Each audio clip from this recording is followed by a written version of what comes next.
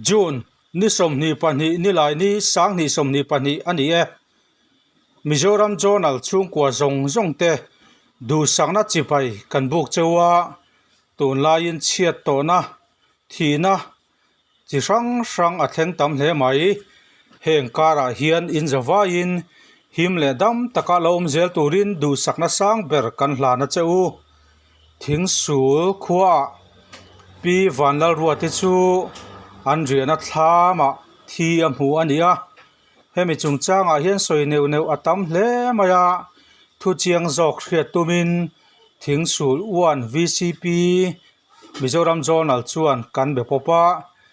hemi chungchanga thil thlen dan chip chiar VCP le Mizoram Zonal ina kan in komna audio record chu kan zawai angai thlak thei turin kan han chhop chuaka I han ngai thazui tiang hello kapuchi bai ale chi bai le thing sul thia uan VCP ini in kana hri a khonga in I ming le an ko dan che kha khonga ya min han hrilma saturin kan ngen chat mai teng che ming hi arlal rem lian an dia remati ten min ko wa ten jon puren te po min thau me alo ome kan han in kom du na chan chu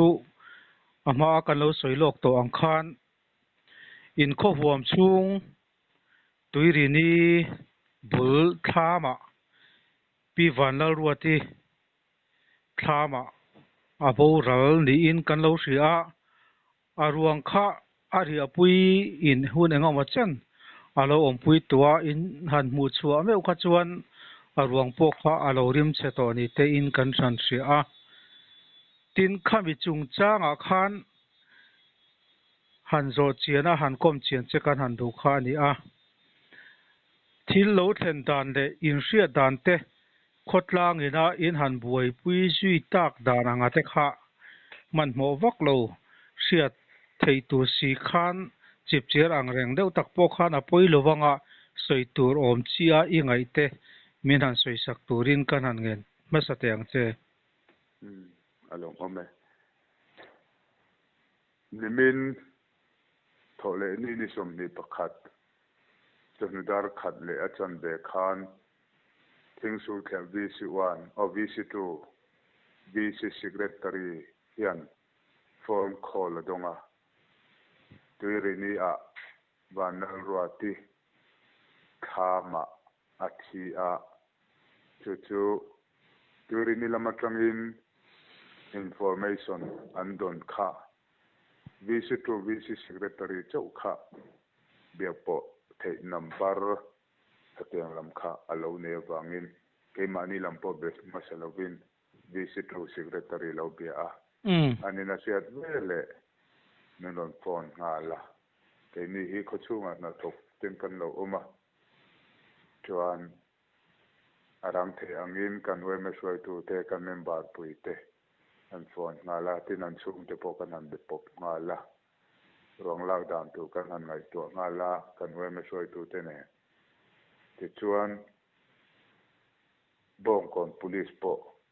kan siat tir ngala an ni pon siat vele helama lo chho turin anin bot sai ngala ke ni kha mithi omna lam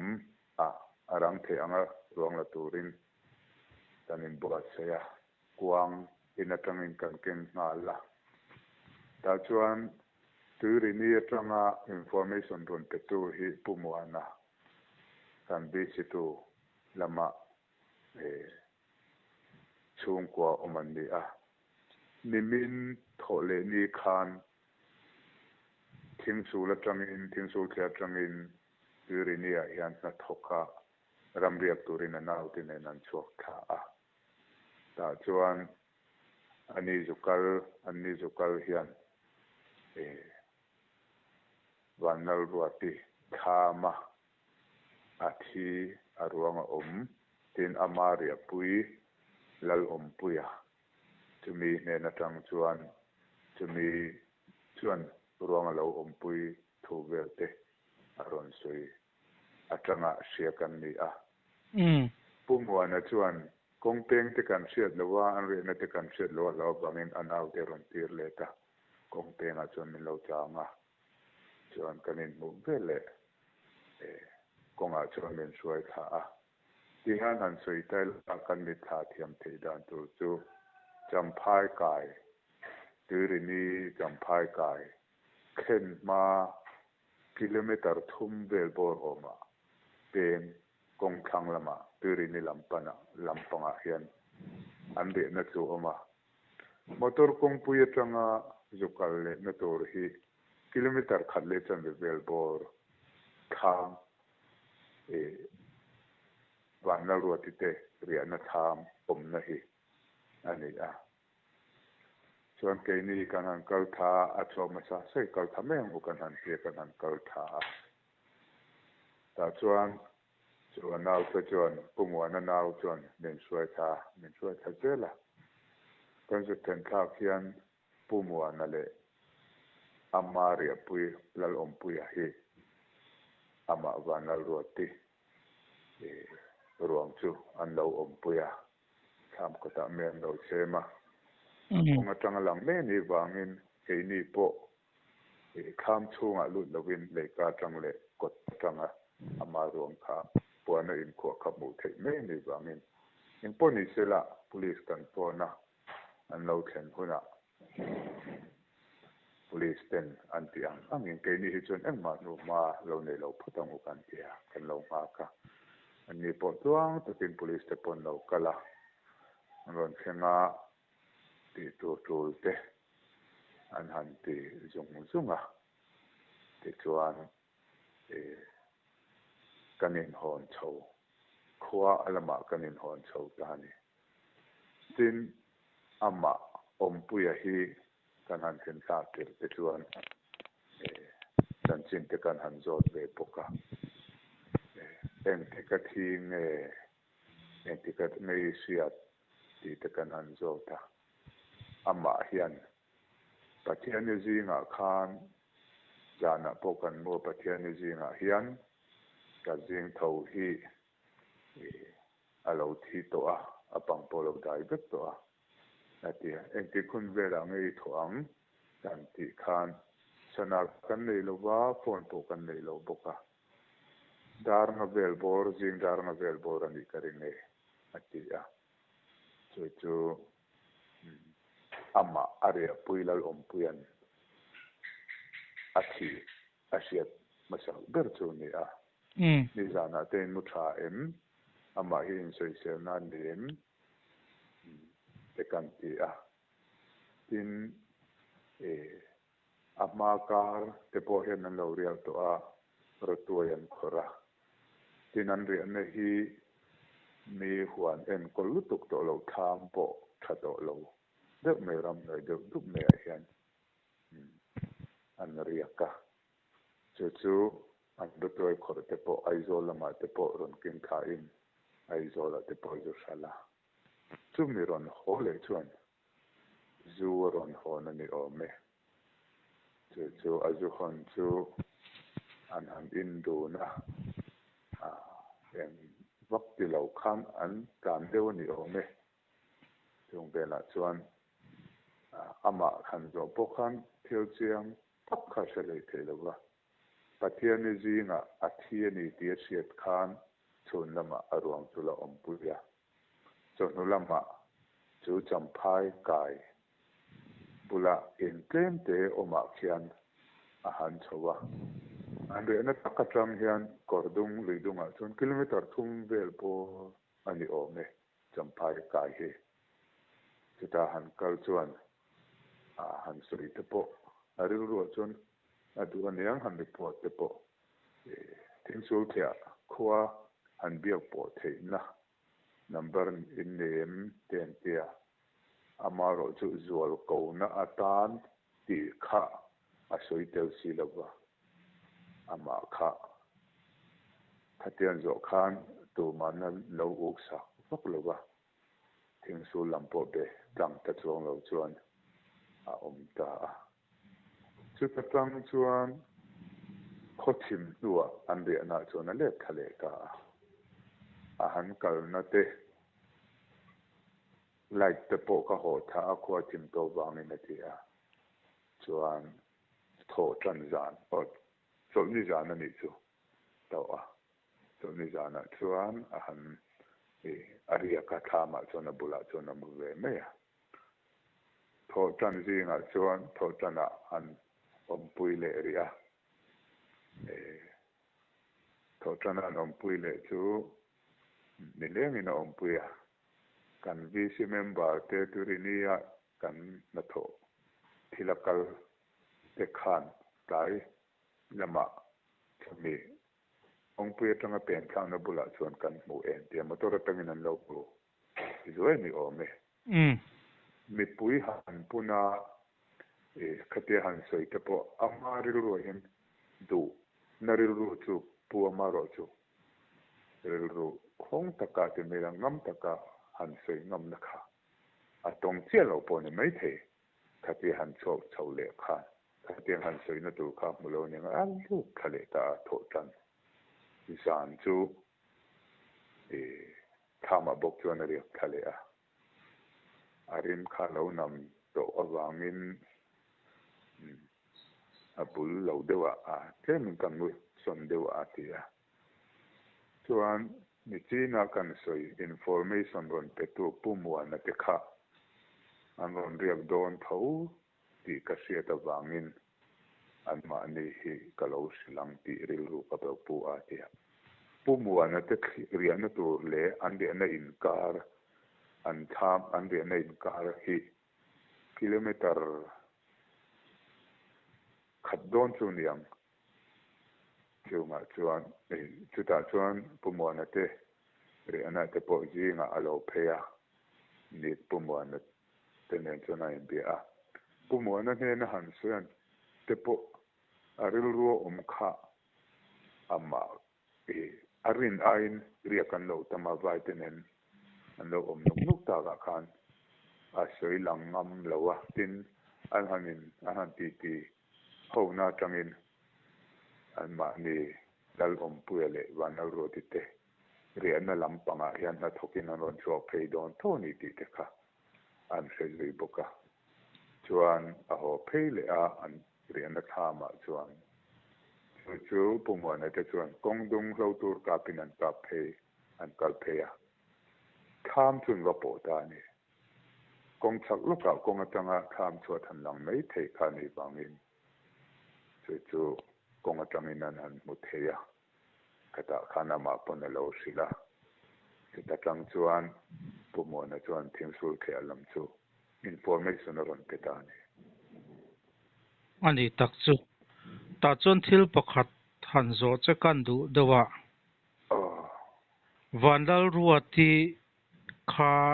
kum eng rual nge ni to pasal fanau te lo nei to ani em tin aria pui pa kha pasal anga a pui nge eng tianga kha hmuna ai rotuai khora han riak lut dun nge an ni ti laia kha a soi fia thiam le vanal ro ti kum somri panga bel bo rania tin pasal nei to tu te po nei ani a pasal nei ne chena tin ami pa hi do pui te po lo nei to in chen le bokania in nei chun la ni lowa amaro chu thali khat vel chu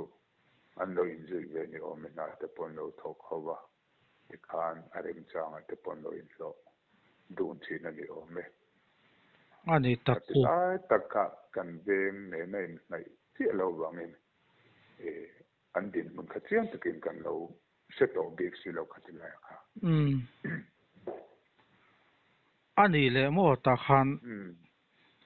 vanlal ruati le lal pui te kha thing sul thia khomi le saknet ani em vanlal ruati te hi apa le atang potin sul kho plum tak riding kan tiang khan ya tin pui hi tung belama ani po hi kumsom ni chuang thing sula to ang ani tak chu ti chuan police kha an ron thleng ta a ruati ruang kha an han endik ta a katia police na an han endik lai khan in lo mu puem a ruang vel te kha in lo mu ve em tin a ruang a khan han rin hlel tur om ang chi khateng ang chi kha mu tur a om em le a soi fia em o soi a har sa deuh chuan min chang lo mai ta langin har salave min englo pui ro uan tia an mani pokhan kan police te pokhan min han soma kan han en puya kut thang na nu mai mo eng mo ang khachu kan police te pokhan hetia han en me a chuan lang po lo ani he tia tin amma sim hi alo dum te lo ang re na siam sei manga me ti sol te mo khatiang han sa ka doi ang khachu katia han en gel me a khachuan kan pulem lo ani kan police te pokhan an pulem lo ani taksu lalong puya khan a ruang pathian ni zinga boral nia soi kha thlama a om pui chung kha a rei ang reng hle maya hetia han ngai mai chuan mi pui te po in a om pui kha rin hlel om ni tur anga han ngai theina te po kha a lian deuh viau win kan ria khalaya khan tuna alan dana kha chuan rin hlel om a ruang han mu maya kha chuan han rin hlel om tur ang kha chu a om lem lo tina chu ani a ama ro chu om pui nan soi dana khan a thi chan kha a soi fi fak theilo a zu kan in duna ti kha ani deuh mai mela chulai a chuan police te khan a ruang khan han lata a post mortem turin an ti ta nge tin nge khalaya kalzel tak dana kha om puya chuan van lo ro te po hian zu ke chu ka in na sa theilo kapum hi thalo ma ke ma hian ka ngei lo ati chu ati tin post mortem tu khan ti an ya jan lam thil te ni to wangin ko tin no post mortem ni ngai lo an tia tin sula kan ho chho puya te chuan an ina po lu pui lovin kem ere we me hola kan plai war puya wo in khan chokmalam khan uluk takin post mortem chun han neya post mortem jo bele khan khan mollama kanin puiliam ngal ani taksu a thi chan dik takachu engpo lo ni sela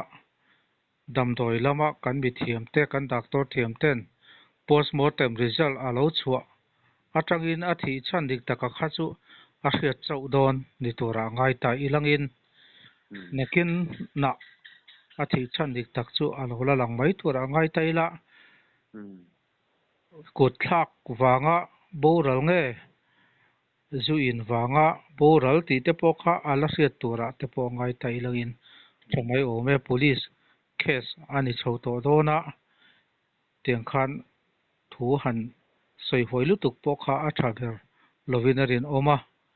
ti khan police in a case an han chui zuianga post mortem result atangin a result a thi chana ka chu kan la hretu ra en ngai phot mai ti ang tero ni ti chuan voin lama a ruang chu khotlangin in voiliam ta ani mo chutnulam khan kan voiliam ta ani tak ni na khan kan kaldon khan ang poni sela azana in voiliam ngal te po ngai the kan tia galve lo te khathan no lai lok tu ten kanin ruak mana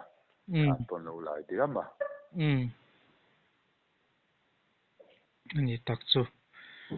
a top lam kan hnai don to mai anga hemi chung chang thua hian Mizoram Journal Channel to tu te zoram hun sang le rampon atang po lo ngai tha tu te da tin sul the ina chiat nai nan to chung chang thua hian an hriat turatana du te in ei chuan khong ei min soi sak ta che alo mama ne tian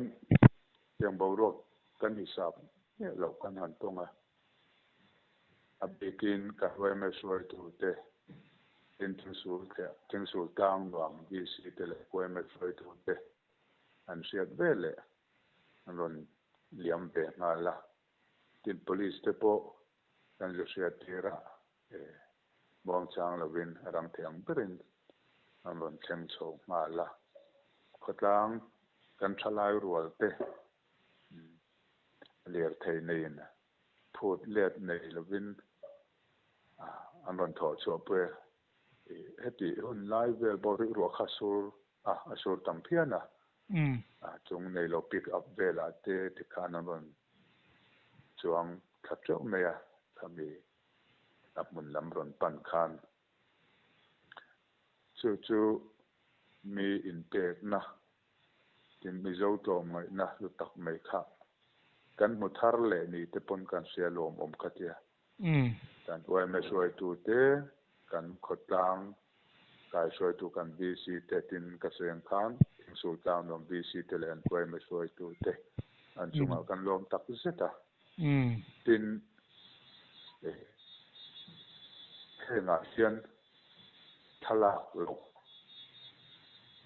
thabber kan se ta wang tin nang ma ni ang te poina min lo zer tir tam ber te ni thil kha an thalo hi po chaw du thina wangin kha vai khat kan an soya tu main phone an phor lowa me khat pa an me thian om lowa kan police te thala kha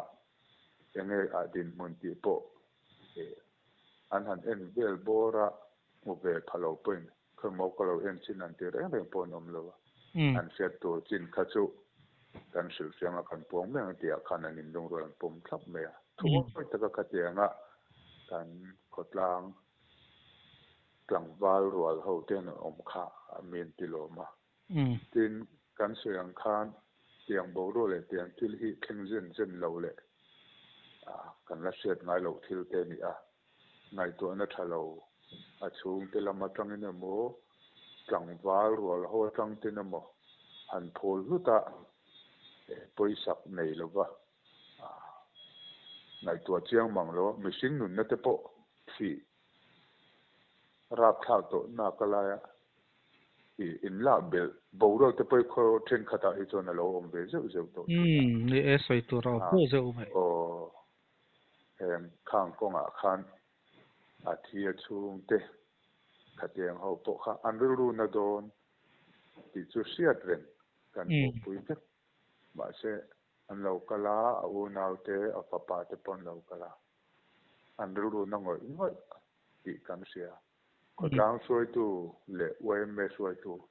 pakhat chawan om pon an thu te kha khang kan thala rol ten an han zong thap me kha kong le lama chung kan thing su ke thalai te ka chuang ve ni tiang konga hian apotok zonga han til han kalpuya tin sot lo pun lun zo kalpui lo hian kan we me soi tu pakhat so pom se kan vice member pakhat so pom se khatiang bo ro kha an thu pe khatu ma hian an palpe ngam ngai lowa an zom thap te kha zoram mi pui te hian se ve se la kan du cho kan khotlang tlangwal rual te thu oi na le tha jok du na thin lung lian tak me an nei kha min ti lo ma nei alo moment khatiang hei nang ni chon hian mona zo kal nge te o ka thu soi kha se tin du tak tak khatiang ngai tu silo ral khat thila ngai tuak ma ni du hoi zong a thu lo post te le alle ma te po athala te po ni lo deuh rem khom manga atiang poster hi in channel sang a hian ta lo en china ta lo thanem ngai ve na min zir pi wa nai thu oi lo to ki kan la om to me ni konga hian atianga pom pele mo mal taka in han dor hi kan lo ma tin mi dang po tiang kong a hian ma ni du lam hoi zong zong lo po ve phong phong mo rin thu a ta ke mo ti me lo god da choi choi chi hi po tiel tiel se la ti hi te ni lam song kan du khop mai ni apoi bo khop pai atom da na thu I soi kha social media lama thu ziak thin te tin post pin te